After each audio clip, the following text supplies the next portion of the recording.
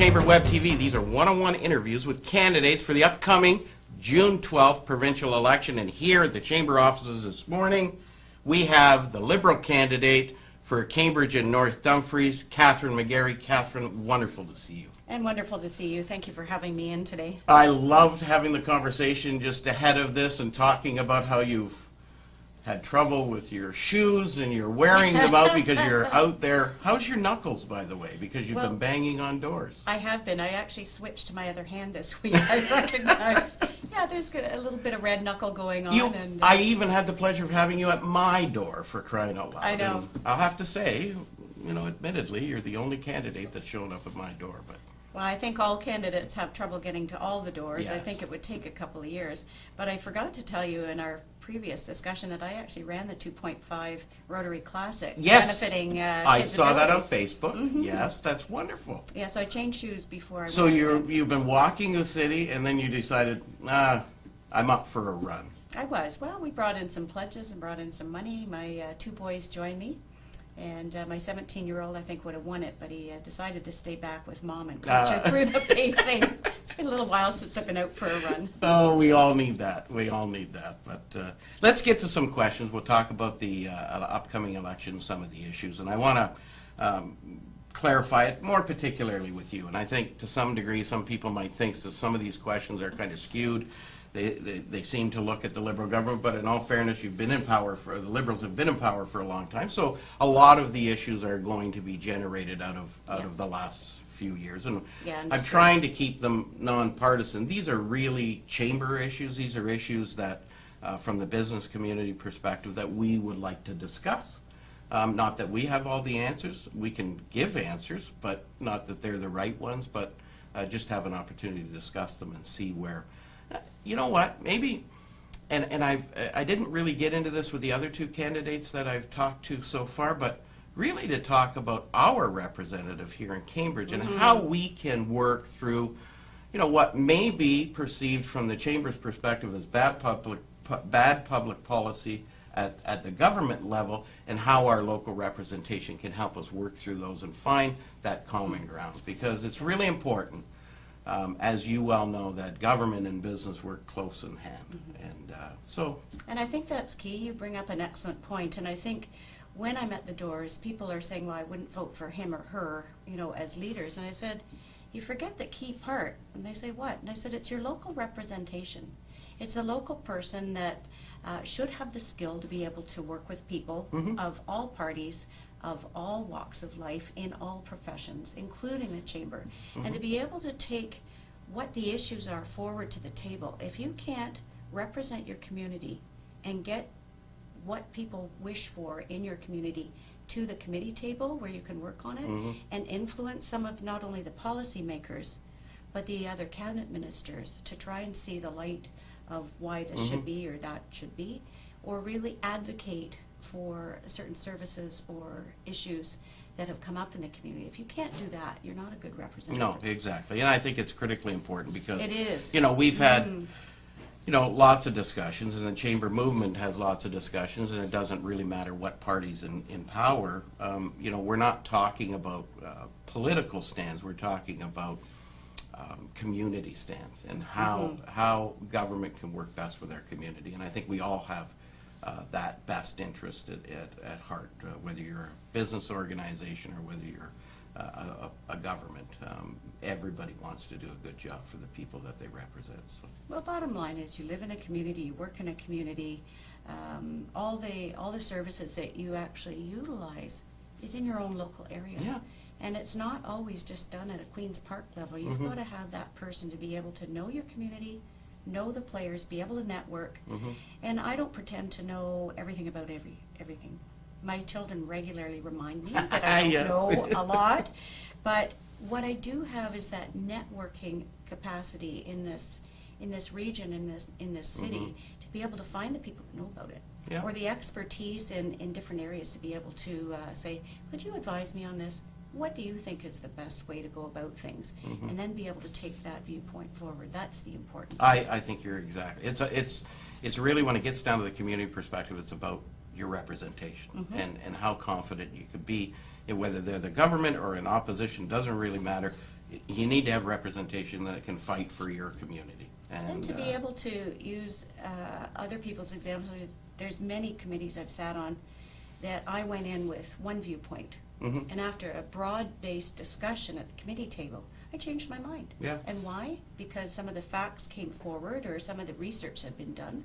Evidence-based research in this particular issue showed this, and I would think, yeah, that's reasonable, Yeah. and then change your mind. And I am that kind of And you know what? representative That's already. what politicians don't normally do. I Oh my realize goodness, that. I experienced that.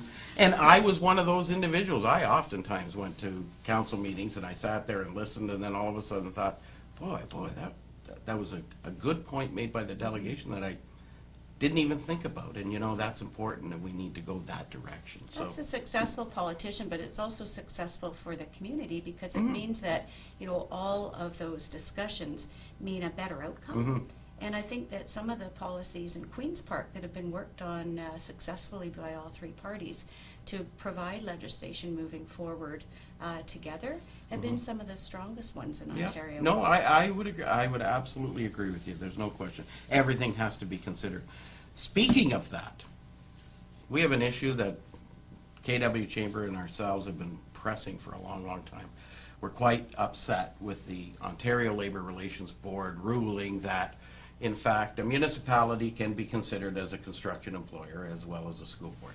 I've said to your leader, and I've said to each of the other leaders personally, face to face, if you banged on every door in Ontario, you wouldn't get anyone coming to the door agreeing with the fact that their municipality or their school board is a construction employer. So the Ontario Labour Relations Act has to be clearly changed. I don't necessarily sit here and say to you that Michael Harris's private member bill that he released last December was all-encompassing and perfect and should have just been embraced and adopted. I'm saying that it probably should have gone to committee, where committee would have then taken it and refined it. But at the very least, we need to change the act. We believe we need to change the act to exclude municipalities and school boards from being considered as construction employers for the purposes of fairness and equity and balance in communities.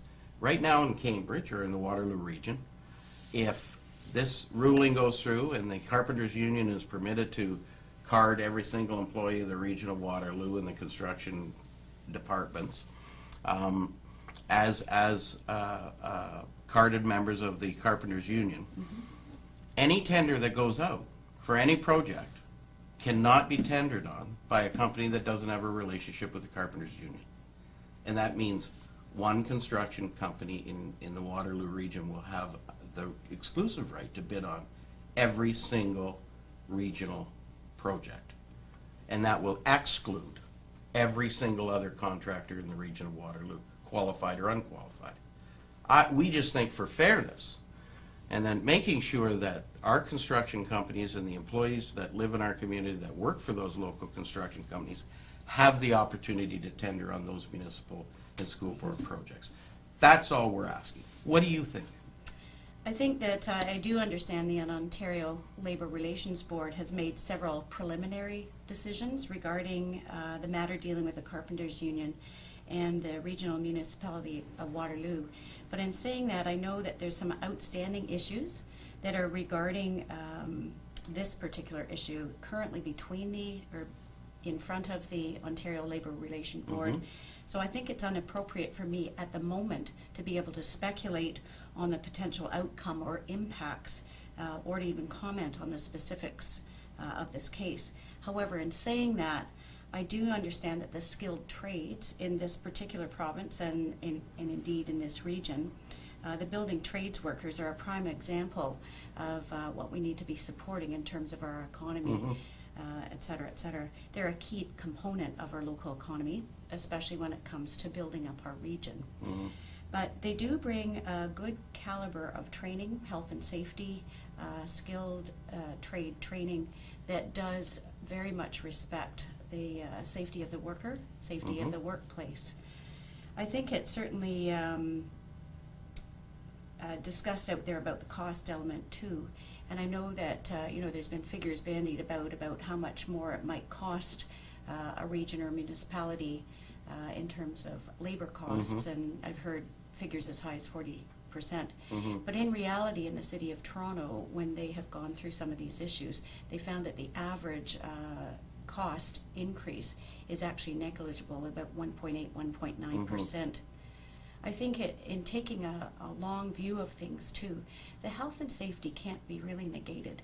And the Carpenters Union in particular do spend a huge amount of training on health and safety. So if you get even one or two examples, for instance, the tragedy where the young man fell from an apartment complex when he was building it in Kitchener a while back, that impacts more than just the trade itself. That's impacted a family, it's impacted our healthcare system, it's impacted the ability for someone's children or family to be able to carry on. So health and safety can't really be compromised on. But in saying that, I do believe that there needs to be further discussion. I'm actually looking forward to seeing what the Ontario Labour Relations Board comes up with. And I think that there's certainly enough concern that we should be having a broader based discussion. I think, you know, and I guess, you know, to some degree, we're trying to bring some, shine some light on this because we think this is a big concern. You know, we've maybe shone too much of the light on the disparity of pricing. Let's say it's negligible. Let's say it doesn't even play into the equation. Let's even say that it could potentially be slightly lower. The problem that we have is many, many, many construction companies that pay property taxes and do business in the region of Waterloo and employ people who live here and pay property taxes at their homes don't have an opportunity to tender on projects in their own community because the municipality or the school board has been deemed to be a construction employer. All we're saying, and I don't really care about a lot of that, we're really worried about the fact that the Ontario Labour Relations Act does not exclude government organizations and agencies, because quite frankly, municipalities and school boards provide a myriad more services to the community than construction. Oh, you know, only a very, very minor. So for the Ontario Labour Relations Board to sit there in discussion and say, yeah, I think the municipality of Waterloo Region is a construction employer. I just think 99.9% of the people out there, except for those who are members of the Carpenters Union, would laugh at that and just say, they're not a construction employer. They're a municipality. They're a government. And that's actually precisely why there needs to be more discussion. And I think until the Labour Relations Board comes up with their final recommendations, though that's the time where we should be able to enter into more discussion. And that's a kind of representation that I would bring. Yeah. Certainly making sure that all the parties that are involved are around the table, and that discussion needs to be taken place. And it means that, is there an oversight? Is there a policy that needs to be changed? Should we be having a broader discussion about this? Should we, you know, there's a lot of different elements to this. Yep. Skills, training, health, safety, job sites, public safety, ensuring that we have buildings and construction projects that are safe for the public.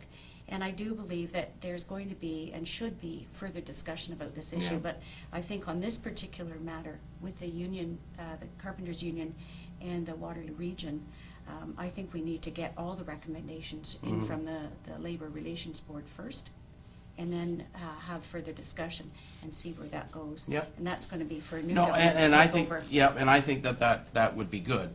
And I, you know, and I'm certainly not. I don't want to lead anybody to believe that your leader hasn't said the same thing.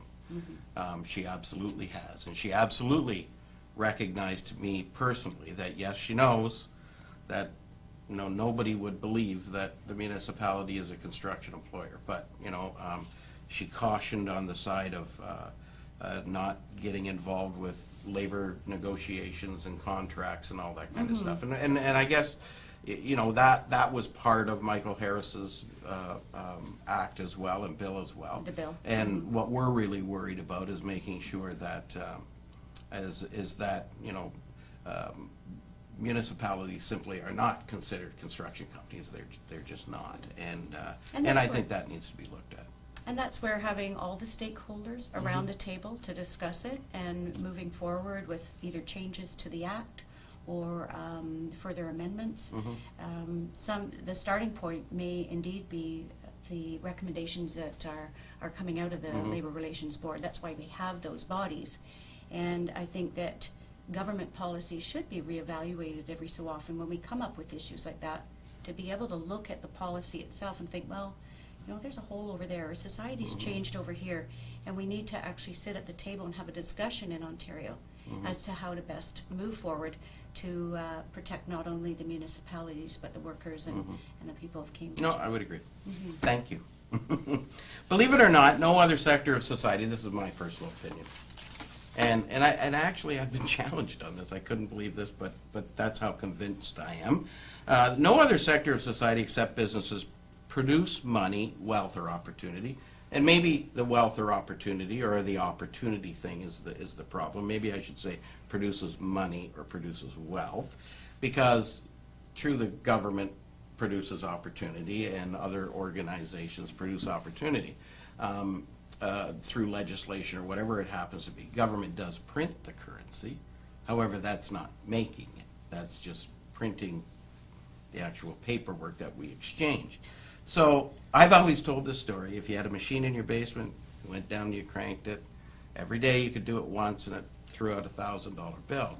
What would you do to protect that machine so that every morning when you got up, you could go down there and turn it out and a $1,000 bill came out?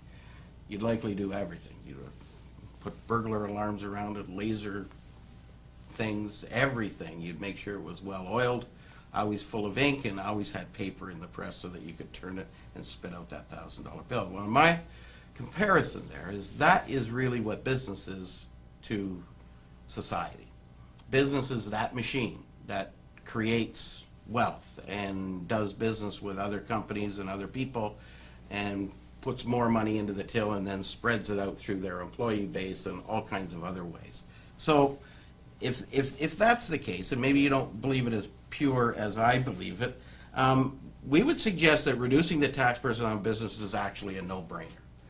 You take off all of the restrictions, and I don't mean legislative restrictions around health and safety and environment and all of those kinds of things, but if you take off some of those hardcore restrictions and allow business the opportunity to create opportunity for other people to have jobs because their costs are reduced, we think that would incent foreign direct investment. It would also incent investment into their own companies and businesses to grow them as well.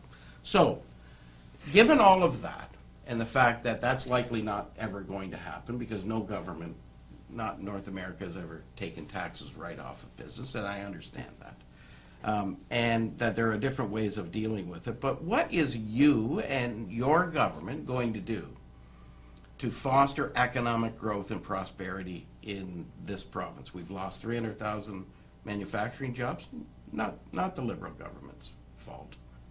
Global recession, yeah. There's no question about it. The competitiveness of China and all of that kind of stuff played into it. So I'm not blaming the government for those manufacturing jobs, but we need to get those jobs back. We need to do something to bring foreign investment in here and to bring investment back to our businesses. What would you and your government do?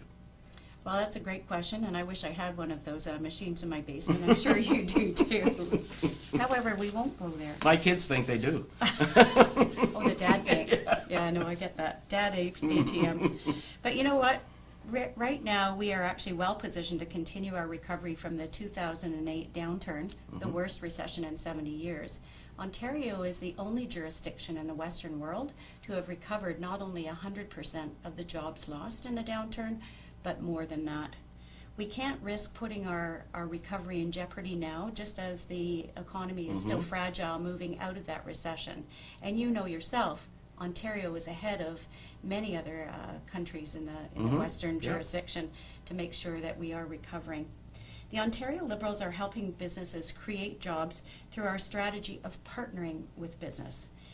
I think that the government does have a role in investing in those companies to make sure they are stable. I'll give you one example. During the crisis really in our auto sector, the Liberal government decided to support and loan the big three companies enough money to be able to support the 400,000 jobs that we have here in Ontario, and to be able to give that with some conditions that they pay it back in 6 years. And you know what happened. Mr. Hudak and the PCs called that corporate welfare. In reality, what did happen was that those 400,000 jobs were protected, and those loans were paid back in 2 years instead of 6. Now, last week, you know that Premier Wynne was in town, and she and I actually met with Ray Tangway, the CEO in Toyota, and sort of the top brass to discuss how things were going and how best to support them.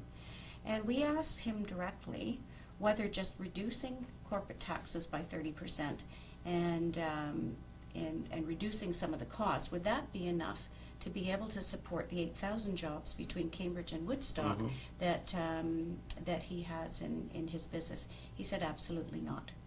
There is a role for government to partner with business at some points in the economy, whether it's investing in your company to expand, or, as was shown during the recession, supporting that business till it could get its feet underneath itself and move forward. And he was very clear that the investment that the Ontario Liberal government has given into Toyota has actually protected the jobs that we have in this auto industry. And you know, recently they're moving forward to expand another line. And they're nimble enough between the Woodstock and the Cambridge plants that if there's a slowdown on one particular line because of reduced sales there, they're able to sort of retool quickly and to be able to move the workers from one plant to the other. I met also with the government relations folks at Ford at an event a couple months ago, and they said the same thing. They said, I'm not sure Ford would be here able to continue its manufacturing line in Ontario without that partnership. We have moved forward with a couple of programs that are being shown to not only create jobs in this region, but to protect them. 12,000 to be able to, created or protected just in Waterloo region alone. And the programs such as the Southwest Ontario Development Fund, and I know you've been at a couple of our members. Yes, I have. Yes. Well, recently we've had 4 or 5 announcements here. Several examples would be Meridian Manufacturing, ComDev, and Cambridge Towel. And what that has done is allowed an investment, leveraging private investment and then creating jobs. As a matter of fact, this fund already has leveraged, for an investment of $40 million, has actually leveraged 10 times that amount, $400 million, in order to be able to protect the jobs and create them right here in Ontario. I actually have a member working with the Southwestern Ontario Development Fund right now. And that's already working. So certainly in the Liberals' platform moving forward, we'll be able to continue to work through that. And you know what? I think you touched on something very interesting. You touched on a little bit of what we even talked about before we went on camera, but we talked about how governments can work together. And I understand what the progressive conservatives are saying, but I also understand that had that investment not happened to GM and Ford during those tough times, well, we don't know what would have happened, but it may not have been very good. And, because fortunately, we didn't get to see what would happen because government reacted and did what they needed to do to protect those jobs. And I remember, if I could just throw that in, I know that when we were meeting with Ray Tangway, he said, people forget cars can drive away. Yeah. We can go elsewhere. Yeah. We're staying here for a number of different reasons. Well, it's the global economy now. You can make anything anywhere and get it to any place else. It just doesn't matter today where you do things. You can find that skilled labor. They'll even follow you if you need them to follow you. But I think where there is there's some harmony between both. If a small little retailer in town, small little business in town, is not going to have the ability to go to the government and say, geez, times are really tough in the clothing business right now. Could the government help all of us small retailers stay alive?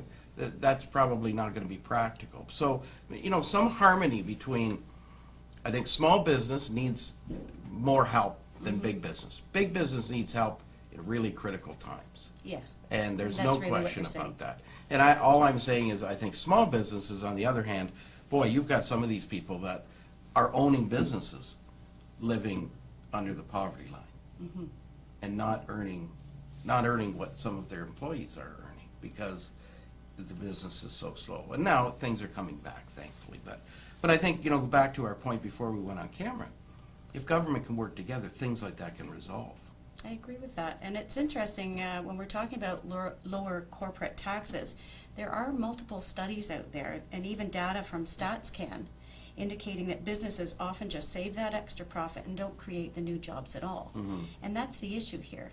And I know that we need to get businesses to use what they call dead capital or dead money, that both the late former finance Jim Flaherty and the governor of the Bank of Canada, Mark Carney, they pointed to that issue billions of dollars as a large obstacle to economic growth. And really our conversations with Toyota last week did confirm that it wasn't just about lowering corporate taxes. Most of them just really keep it under wraps and don't really invest. So those are the studies. You know what it is, Kathryn, though? I'll tell you what it is. It's about, we're not Americanized enough in our thinking process.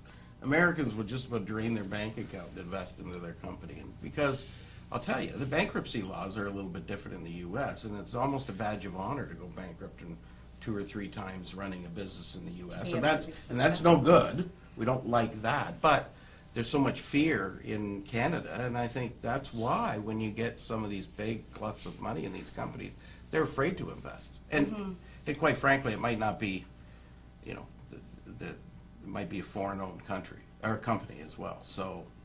Well, it's precisely why when you look at the best way to move forward, Ontario's tax system is now one of the lowest in the OECD, and is already recognized as one of the lowest jurisdictions here in Ontario when it comes to corporate taxes, and one of the lowest in North America in particular. So we've already done that.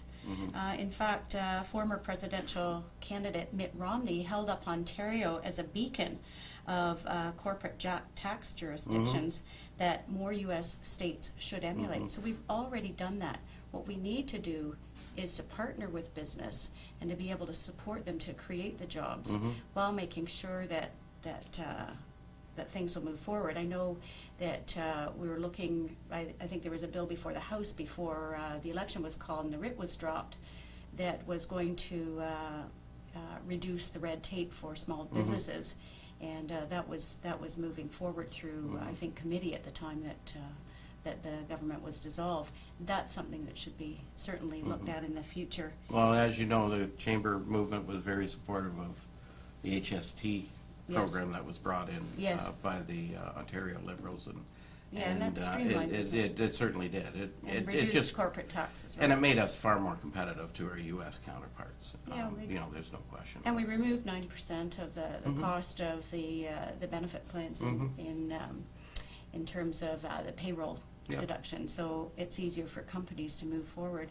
But I like to sort of look at sort of evidence-based practice, and in stark contrast, Mr. Hudak's idea of firing 100,000 folks in Ontario would probably put us back into recession, because there's another, with a multiplier effect in economy, there's another 50 or 60,000 jobs that would be on the line, because those 100,000 folks were no longer contributing to restaurants and other issues when they had their money. So there's the two stark contrasts. One, you cut your way to prosperity, which is not shown to work.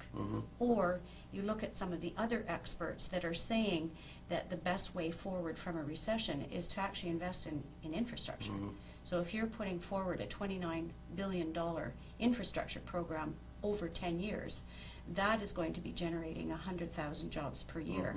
And after 10 years, 2.2 million jobs are being created because of that spending and because of those projects, and keeping Ontario's economy moving. And that's a lot more than Mr. Hudak's promising with his million job creation.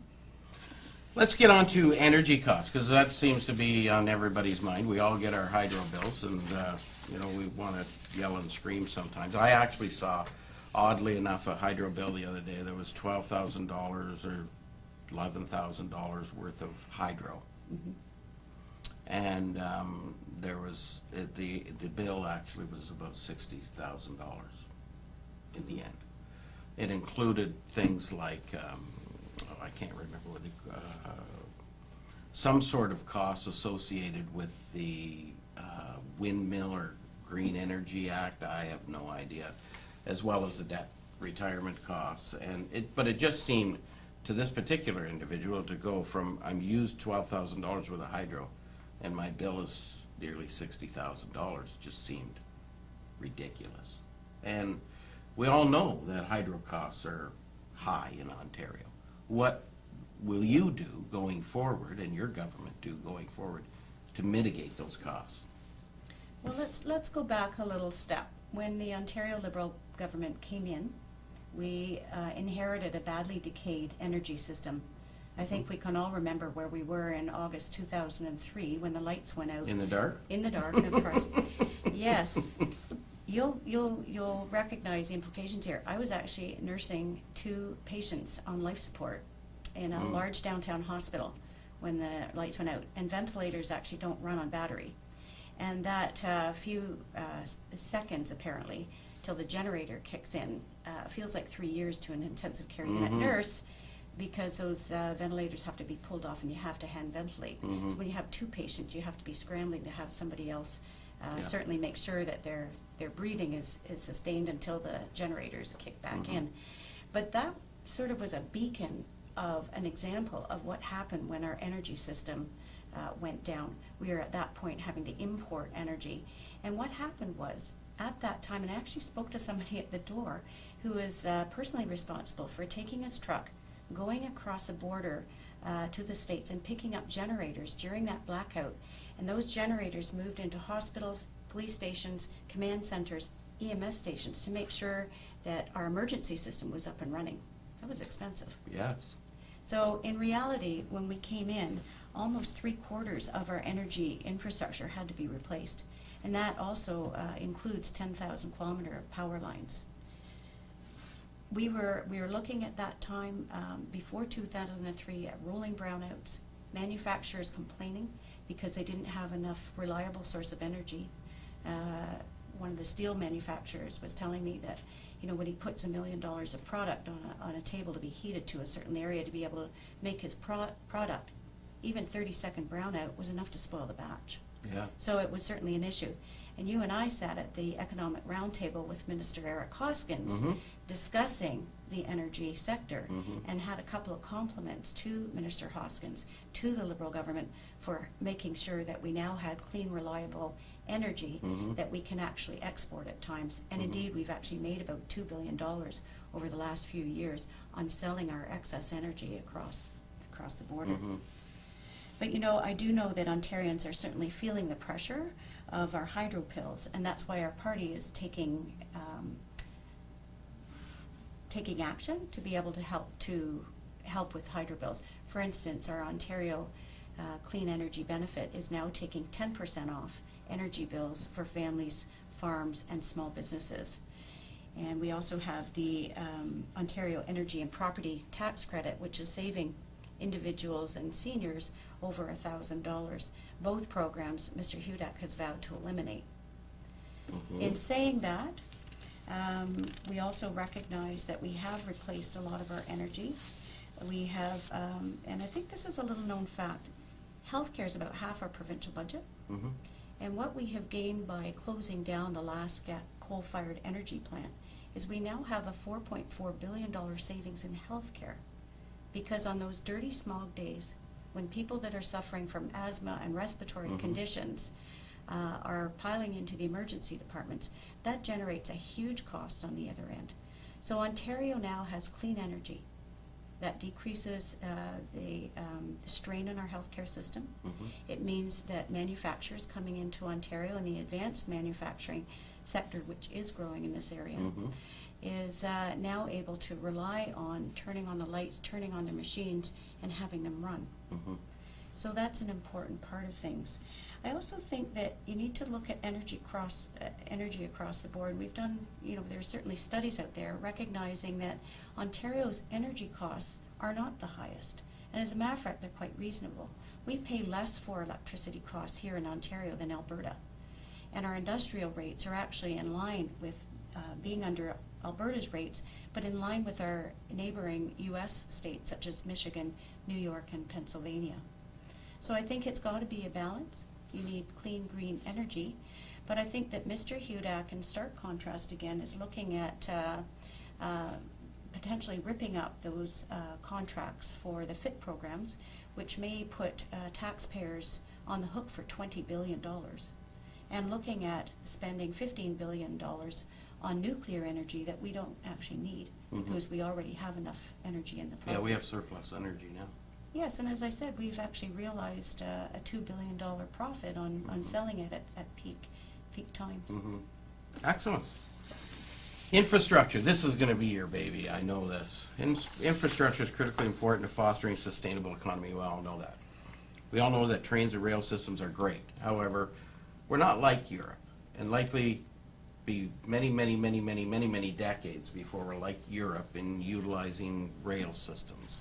That's a way of life in Europe. That's always been a way of life in Europe. This is kind of new stuff coming in here. However, you know, when we talk about the expanse of business in southern Ontario, we talk about, you know, your Canadian Tire store over here doesn't get a shipment for this weekend sale off of a train. They get it off of a truck. So road infrastructure is critically important, and we need that to convey, for conveyance factors, to get our stuff across the border, to get our stuff right into the stores that we shop in every week. What's the Liberal government, what's Kathryn McGarry going to do to foster economic prosperity through infrastructure in Ontario? That's a great question, and the Liberals have a great story on that. We have certainly moved forward since 2003 with billions of dollars of infrastructure spending that's not only gotten our province working again, but we've started to repair and add to the infrastructure for roads, bridges, schools, hospitals, all the things that actually do help to attract business when they come to Ontario. It's not only lowered corporate tax rate, it's not only the skilled trades that we have here, but it's the infrastructure moving goods and services and people from one area to the other. We have already spent billions on that area, and our plan going forward, which is surprising that the other two parties actually voted against it, because it's one of the areas that is cited as being a good way to move out of recession, and that's infrastructure spending. Our plan is to move forward with a $29 billion infrastructure program over the next the next 10 years. $14 billion of that has been earmarked for outside the GTHA to spend on those projects, and that includes rail, bridges, roads, etc.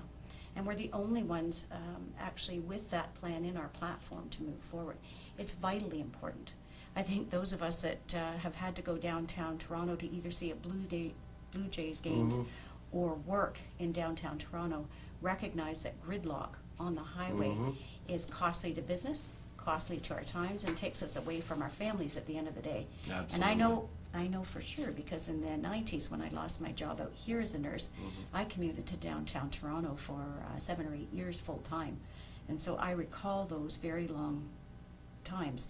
And you're quite right, when the trucks are held up there and can't get their goods to an area, that's a problem. Well, we complain about the trucks while we're driving on the 401. I'm sure the trucks complain about us.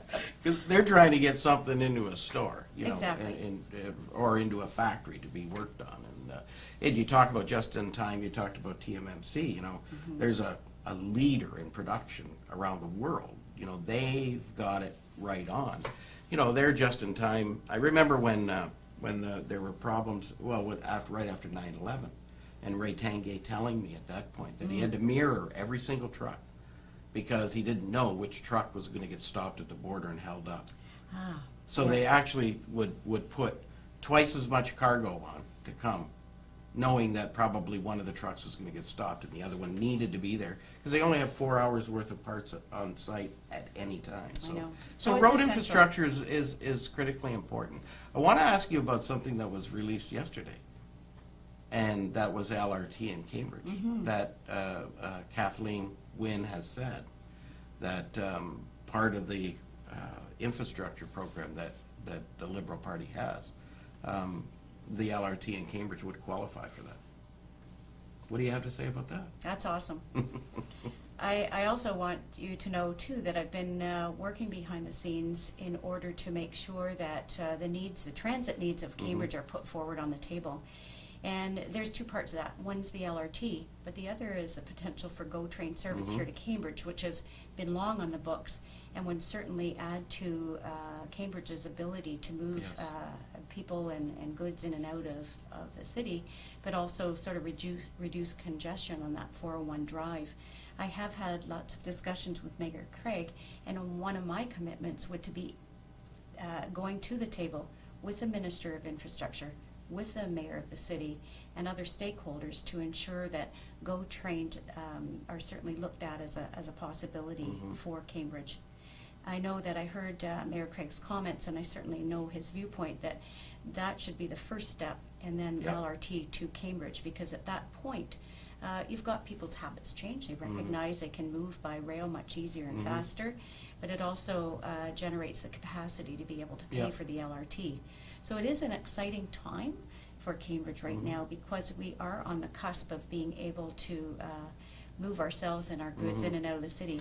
So my commitment's really to be at the table, and in all honesty, no one's been at the table for Cambridge for many years. We've not had good representation on this file, and I know that I've been able to put Mayor Craig in touch with the right folks to start being able to look at some of the issues. And I think July is when he's getting a report back that he's kind of waiting on to see if he's got what we need to take it to the Minister. I know I've sat at countless meetings with countless provincial individuals talking about GO train service to Cambridge and how we can make it happen. I think you know, the new plan that they have, given actually the LRT, because with the LRT proposed routing, there's some challenges there. Especially as you go by GCI, that bridge is not going to accommodate a train, so it has to move somewhere else. And I think they've got a great solution for GO to integrate in with the potential future LRT connection, which will allow people to go by a train right to the train station as well and get on the GO and into Toronto. I think it just makes sense. It's always made sense to me. And that's why I'm really looking forward to what Mayor Craig has to say after July, when one of the studies that he was looking at comes forward. But again, you need that representation to bring together the stakeholders to take forward. And and you need, and everybody understands, you need the good background, you know, for it. You need the good strength in the project and the ideas coming forward. And quite frankly, we've got some pretty good chief administration people in the city of Cambridge who are pretty broad thinkers and are doing a great job. We're seeing a lot of great things in the city. So yeah, it's an exciting time for I'm sure the Ontario government is going to see lots of requests for infrastructure. And it's nice that we are on the books and able to actually apply for that as a city of Cambridge. Absolutely. We should have always been there, but oh well. We will be down the road for sure. Much has been said about cutting government jobs, and the Chamber is concerned that all parties and candidates believe that the government is 100% efficient. We know it's not 100. We know no businesses are 100% efficient. Everybody can find efficiencies. Given that, and given the fact that, you know, one party is now saying they're going to cut jobs, the other parties are saying they're not going to cut jobs, I think at the end of the day, you know, if we find that, you know, things aren't working, are you prepared to sit back there as a member of the legislature and say, yeah, you know, it's going to be time for some austerity measures because we just can't continue to be in deficit or mounting our debt?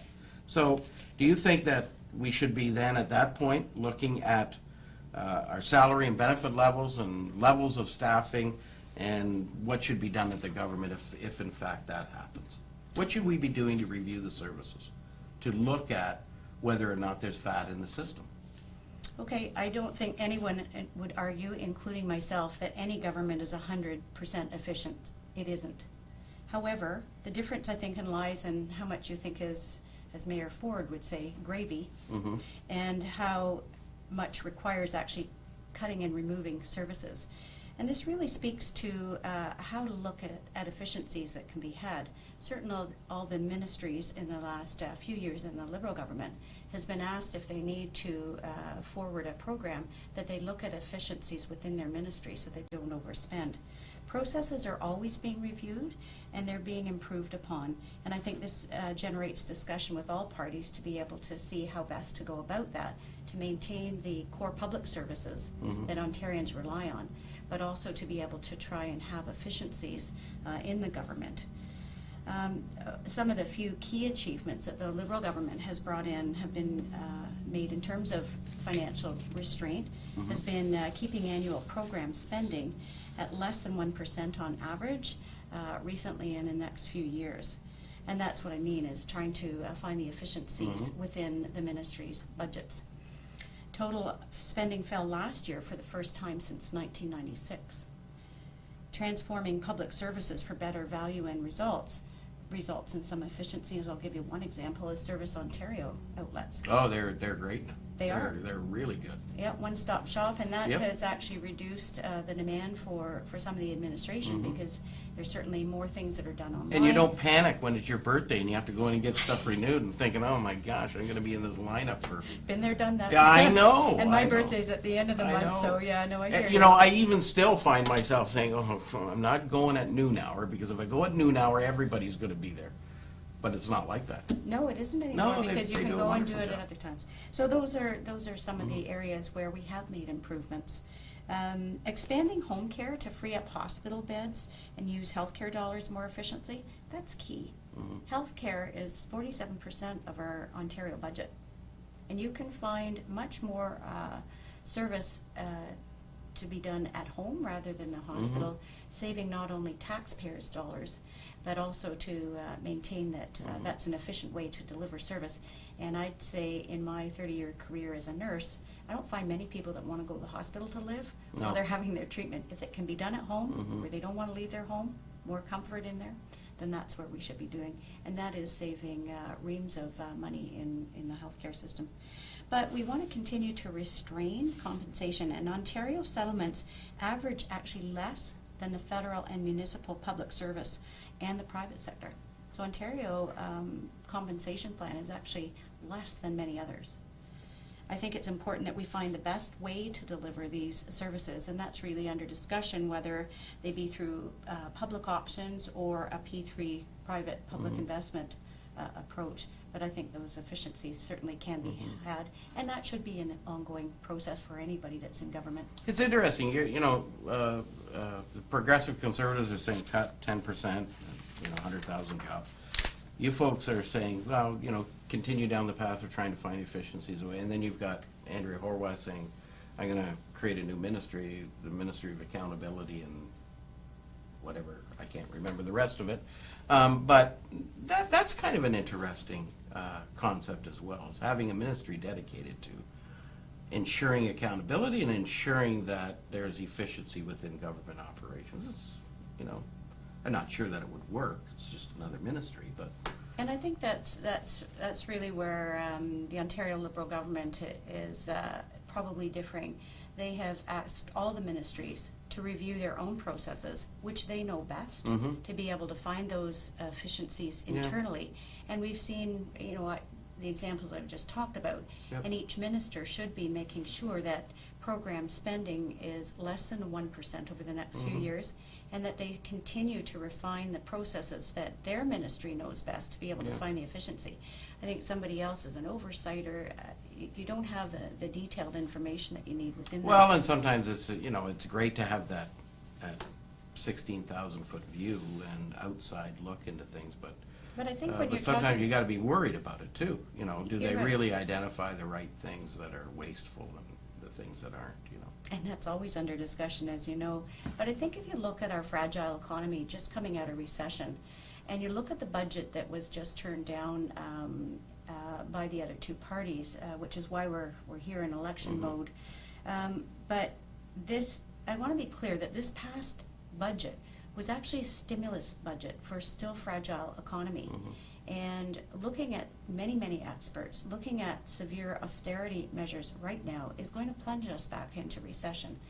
if you just take the 100,000 workers to be fired approach by Tim Hudak, and the economic multiplier effect of another 50 or 60,000 potentially losing their jobs, that increases costs in our healthcare system. It increases our costs in our social service area. It affects our young people who are coming out of college and university and wishing a job, and depending on the Ontario's youth job strategy to be able to get a job. And that's actually working. 10,000, 11,000 more young people working since this program was started in October. But if you now then put 100,000 people back into that system looking for those same jobs, you can see why it's important right now to continue stimulus spending until we've got our economy strong. More people working in Ontario, really getting the investment in the foreign investment back into Ontario, which is happening. And that way that we will still be on target for the deficit, or to be on a balanced budget by 2017-18. And we are moving that way. You know, in the last few years, we've already been ahead of our deficit targets for the last 3-4 years. So our experts are saying that we are on the right track. Well, let's get to your experts. One of the experts that the Ontario Liberal government hired was Don Drummond, former advisor to Finance Minister Paul Martin, former TD economist, very well respected. We had him a number of times at the Canadian Chamber. In fact, he sat on the board of the Canadian Chamber, and he did our economic forecast every single year. And I used to always comment to people, Don Drummond is the only economist that I can actually sit there and listen to his 45-minute presentation and be awake at the end. That's saying a lot. That's saying a lot. No, I really appreciated Don Drummond because I think he was, he was a shoot from the hip kind of guy. If it was bad news he had to give you, he gave you the bad news. He was under specific instructions by Dalton McGuinty. Have a look at the province's operations across the board. Spread the pain thin. None of your solutions should advocate for increased taxes. It's got to be cuts or efficiencies need to be found. So Don Drummond presented a report with 364 solutions and actually said, because I interviewed him, he said, if you only adopt 363 of the 364, that one that you didn't adopt, you need to find a substitute that's better than it was. So I know that there is no government.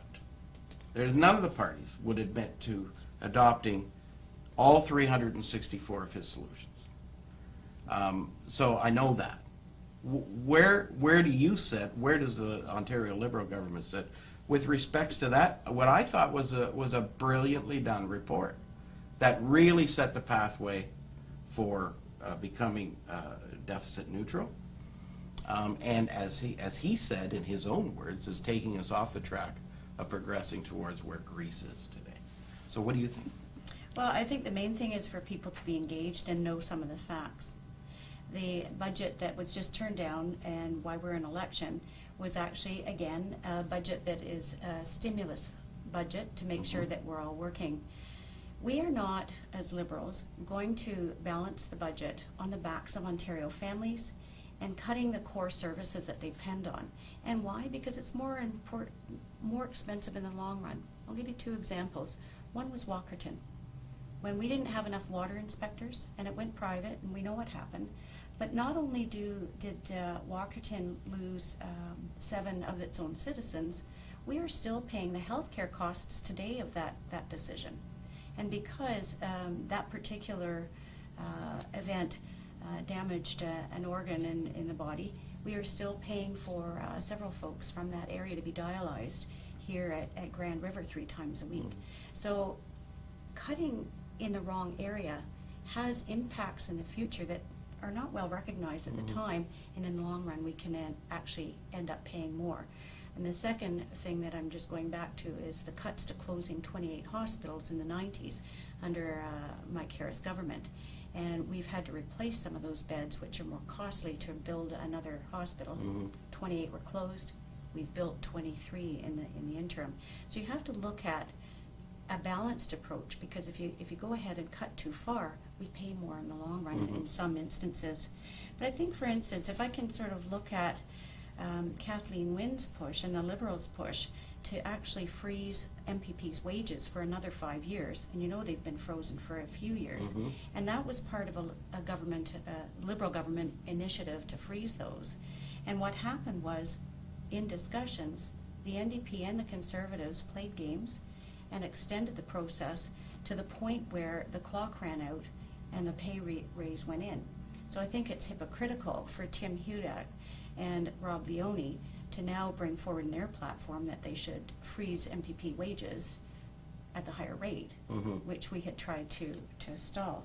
But there was also an effort by Premier Wynne immediately after she took office as Premier to try and deal with a politically sensitive issue responsibly, and it was the opposition that stopped it. An example would be Bill 5, which is the Comprehensive Public Sector Compensation Freeze Act. It was sandbagged in committee until by the opposition over a year ago. And those are the kinds of measures that she wished to bring in, and you know, it was sandbagged and time ran out and it didn't pass. Many don't know about those cases, but that speaks to your original point, where all parties should be discussing this as a minority government to make sure that these things well, minority or majority. Yeah. Should be civil discussion. Yes, agreed with that. Yes, and respectful opposition. You know, you can disagree, but you can do that respectfully as well. You can, and entering into those discussions, you and I were talking about it again beforehand, that I've sometimes gone into a committee with one viewpoint, and after I hear the discussion around the table, whatever it is, I've not only changed my mind, but I think you come up with a better policy in the end. And these are the kinds of things I can see a minority government working well on if you have that respectful conversation and back and forth ideas to come up with a better policy to be able to address some of these things. Absolutely, because everybody's in the boat paddling in the same direction, really. Yeah, just differences in how to do it. I mean, and recognizing that you're not going to agree on everything is part of the process. It should be part of the process. You know, my kids don't agree with everything I say. Really? The only thing is we don't have a civil debate.